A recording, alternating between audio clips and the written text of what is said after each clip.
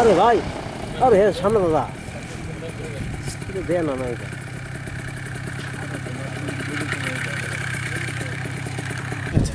Actually প্যারামোটরটা পুরোটা হচ্ছে আপনার এটা একটা এয়ার স্পোর্টস। তো ত্রিপুরা ট্যুরিজমের পক্ষ থেকে এটাকে যাতে ট্যুরিস্ট ত্রিপুরাতে আরও ভালো মানে আসে এবং এটাকে এনজয় করতে পারে।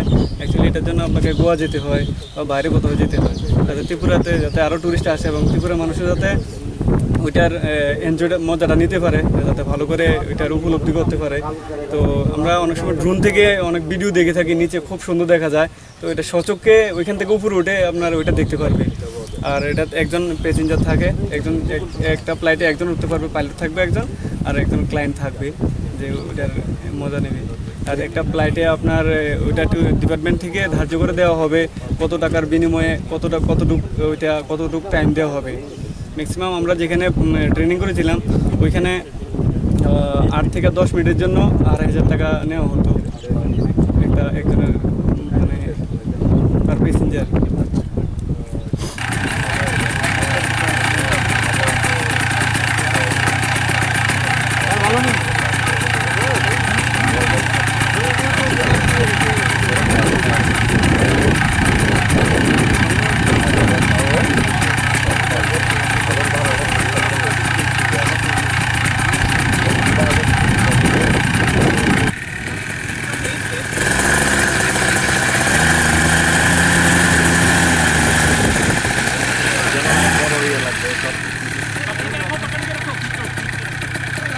अभी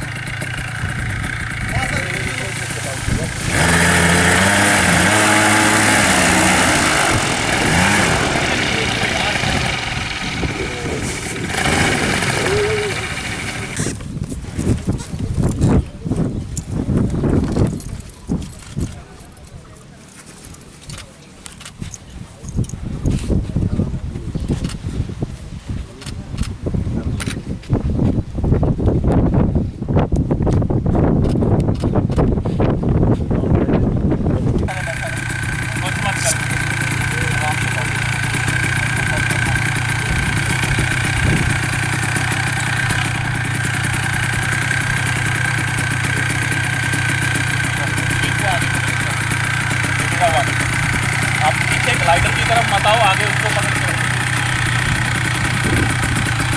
राइट करो, राइट लेके जाओ, राइट को जाओ, राइट को और बस देखते रखो।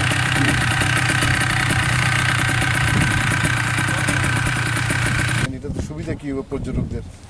আমার নাম বিপ্লব দাস, বাড়ি মেলাঘরে। আমি ত্রিপুরা ট্যুরিজমের পক্ষ থেকে আমার পাঠানো হয়েছিল দিল্লি হরিয়ানাতে। ওই দিক থেকে আমি ট্রেনিং করে আইসি 3 মাস। এখন এদিকে টেস্ট ফ্লাইং হইব, তার লেগে এদিকে খুমলুম আমার মাঠের মধ্যে।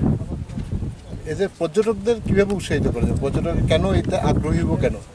এটা নর্থ ইস্টের মধ্যে এটা প্রথম ত্রিপুরাতে, তার জন্য তো একটা উৎসাহ মনের মধ্যে থাকবেই। তারপর উপর দিয়ে যে কি বলবো, এটা পুরোই নতুন ত্রিপুরার জন্য, অনেক উৎসাহ হবে আর অনেক উপর দিয়ে যাবে। তো এটা তো উৎসাহিত হবে পর্যটক।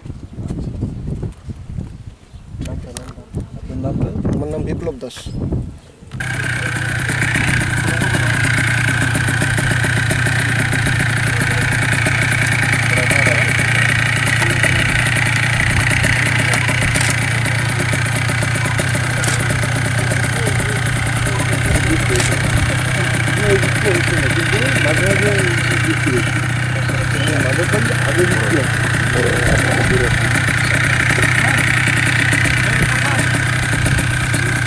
যা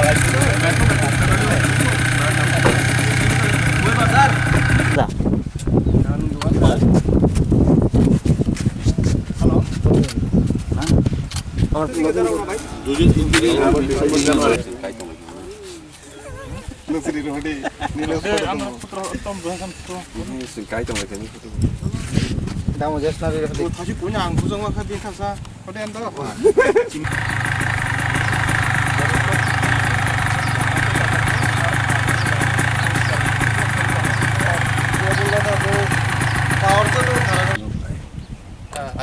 স্পিক ইন বেঙ্গলি। নমস্কার সবাইকে। আজকে আমাদের পর্যটন দপ্তরের উদ্যোগে আমরা ট্রায়াল রান করতে চেয়েছিলাম প্যারামোটরিংয়ের। একটু হাওয়া বেশি আছে দেখে আমরা একটু করে করতে যাচ্ছি। তো এই যে এয়ার অ্যাক্টিভিটিস এরো স্পোর্টসের মধ্যে দুটো হয়, একটা হচ্ছে প্যারাগ্লাইডিং যেটা আমরা জম্পুয়ে করতে যাচ্ছি, আর একটা হচ্ছে প্যারামোটরিং। তো দুটোর মধ্যে তফাৎ এটাই যে প্যারাগ্লাইডিংয়ে মোটর থাকে না, প্যারামোটরিংয়ে আপনাদের মোটর থাকে। তো আমরা এই প্যারামোটরিং আমরা চালু করতে যাচ্ছি নীলমহলে। আর যেহেতু এখন নীলমহলে কিছু বৃষ্টি হওয়ার কারণে গ্রাউন্ডটা একটু ভিজা রয়েছে, তার ফলে আমরা আগরতলার পাশাপাশি যে গ্রাউন্ড আছে খুমলুং যে স্টেডিয়াম, এখানের যে মাঠটা সেটা ভালো দেখে আমরা এখানে আজকে ট্রায়াল ল্যান্ডিং করতে এসেছি। এই জন্য আমরা এই আমাদের যে প্যারামোটরিং দুটো আমরা কিনেছি, যে দুটো ইউরোপ থেকে এসেছে আমাদের দুটো প্যারামোটরিং যে সেট। তারপর আমরা দুজন আমাদের ট্রেনিং আমরা গুরগাঁও মানেশ্বরে পাঠিয়েছিলাম, তারা ট্রেনিং করে এসেছে, এখানে তারা দাঁড়িয়ে আছে বিপ্লব এবং নজরুল। তো আমরা চাইছিলাম যে এটা একটা ট্রায়াল হওয়ার সঙ্গে সঙ্গে আমরা একটা এই অ্যাডভেঞ্চার স্পটস বলে এই জিনিসটা আমরা যাতে নীলমহলে চালু করতে পারি, যাতে করে এখানে যারা পর্যটক আসবে তারা জাস্ট শুধু ঘোরাফেরা ছাড়াও প্যারাগ্লাইডিং এবং প্যারামোটরিং তারা করতে চাইবে। আজকে আমাদের মাননীয় মন্ত্রী মহোদয় আসার কথা ছিল, কিন্তু ওনার একটা কাজে ব্যস্ততার ফলে উনি আসতে পারেন নাই। তো তিনি অবগত করেছেন আমার থ্রু, উনি বলতে চেয়েছেন যে উনি ধন্যবাদ জানিয়েছেন মিডিয়া বন্ধুগণ যারা এসেছে এটা কভারেজ করার জন্য। এবং আমরা চাইছি যে এই মাসে আমরা এই প্যারাগ্লাইডিং জম্পু এবং প্যারামোটরিং নীলমহলে যাতে চালু করতে পারি। তো সেই জন্য আজকে আমাদের এখানে এসে আমরা এই যে ট্রায়াল ল্যান্ডিং করতে যে প্যারামোটরিং করতে চাইছি। এবং এই আমরা আমাদের যে ট্রেনে যারা গুরগাঁও থেকে ট্রেন করে এসেছে তাদেরকে দিয়ে আমরা এখানে আজকে ট্রায়াল ল্যান্ডিং করতে চাইছিলাম আর কি। তো আমরা চাই যে তাড়াতাড়ি আমরা এই মাসে যাতে এটা চালু করতে পারি, যার জন্য জম্পুয়ে কিন্তু প্যারাগ্লাইডিংয়ের টেক অফ এবং ল্যান্ডিং অফের যে কাজগুলিও চলছে, এটা শেষ হয়ে যাবে ইতিমধ্যে উইদিন 1 week or 10 days। আর প্যারামোটরিং নীলমহলে যদি গ্রাউন্ডটা শুকনো হয়েছে আমরা সেখানে চালু করতে পারবো। আর আমরা মন্ত্রী মহোদয়ের পক্ষ থেকে পারমিশন নিয়ে আমরা চেষ্টা করবো যত শীঘ্র এটা চালু করবো। প্যারামোটরিংয়ের কতটা উঠতে হবে? তার জন্য জম্পুয়ে কিন্তু প্যারাগ্লাইডিংয়ের টেক অফ এবং ল্যান্ডিং অফের যে কাজগুলিও চলছে, এটা শেষ হয়ে যাবে ইতিমধ্যে উইদিন 1 week or 10 days। আর প্যারামোটরিং নীলমহলে যদি গ্রাউন্ডটা শুকনো হয়েছে আমরা সেখানে চালু করতে পারবো। আর আমরা মন্ত্রী মহোদয়ের পক্ষ থেকে পারমিশন নিয়ে আমরা চেষ্টা করবো যত শীঘ্র এটা চালু করবো। প্যারামোটরিংয়ের কতটা উঠতে হবে? আপনার একজন চালক থাকবে এবং তার সাথে একজন पैसेंजर থাকবে। Same with paragliding also which is going to happen in Jammu. एक ड्राइवर रहेगा, उसके साथ एक बैठने के लिए एक पैसेंजर रहेगा। सो 2 persons कैन फ्लाई, जिसको बोलते हैं टेंडम पैराग्लाइडिंग। टेंडम मतलब 2 लोग रहेगा इसमें। এই দুটো মেশিন কিনতে মানে প্যারামোটরিং কত কষ্ট হয়েছে? আমরা এগুলি ইউরোপ থেকে এনেছি, এগুলি ইন্ডিয়াতে বানানো হয় না। Approximate cost for each machine including the glider is costing around 12 lakhs per set.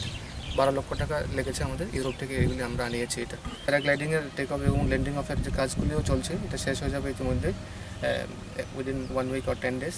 R paramotoring নীলমহলে যদি গ্রাউন্ডটা শুকনো হয়েছে আমরা সেখানে চালু করতে পারবো।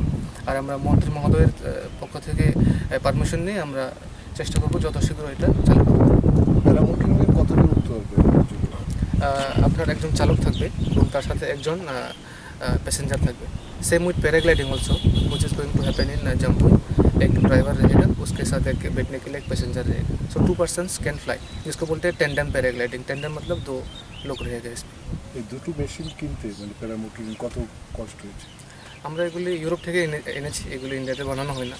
Approximate cost for each machine including the glider is costing around 12 lakhs per set. 12 লক্ষ টাকা লেগেছে আমাদের, ইউরোপ থেকে এগুলি আমরা আনিয়েছি এটা।